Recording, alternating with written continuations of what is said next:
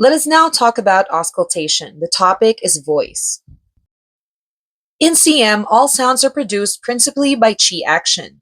The process is not only directly related to the speech organ, but is also closely related to the functional activities of the lung, the heart, the kidney, and other organs. Normal sounds reflect harmony of the viscera and sufficiency of chi and blood. When external pathogenic factors invade or the internal organs lose their harmony, a variety of abnormal sounds may be produced because of the various types of evil chi and pathological changes. Hence, auscultation can not only detect abnormalities of the speech organ, but also the pathological changes in the internal organs and the status of evil chi.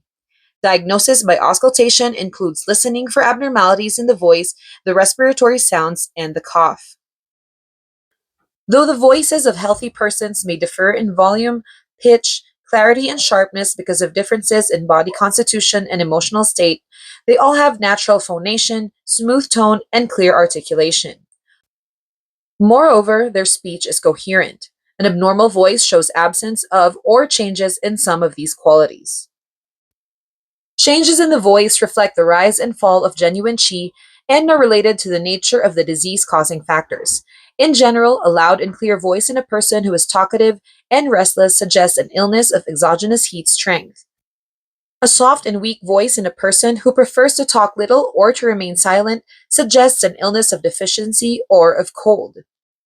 A deep and muffled voice is common in exogenous wind cold illnesses or blockage by internal accumulation of turbid dampness and is due to the inability of lung qi to ascend properly or to nasal congestion. Hoarseness or loss of the voice may be sudden or gradual. Sudden hoarseness or voice loss is mostly due to an exogenous evil attacking the lung and preventing its qi from rising. Gradual hoarseness or loss is mostly due to internal injury caused by deficiency of lung yin and kidney yin, and consequent failure of body fluids to flow upward. In a patient with a severe chronic illness, sudden hoarseness is a danger sign of impending collapse of visceral qi.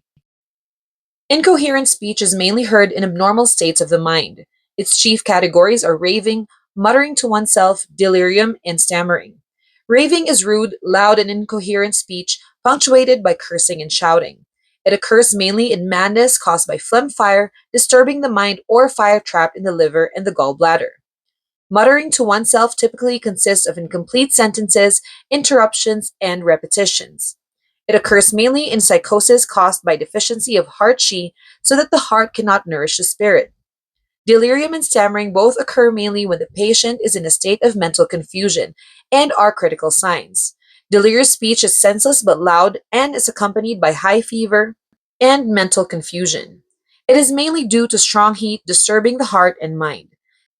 Stammering in this context is weak and confused speech punctuated by interruptions and repetitions.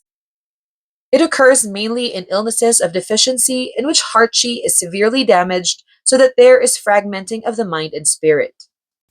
Thank you so much for your attention.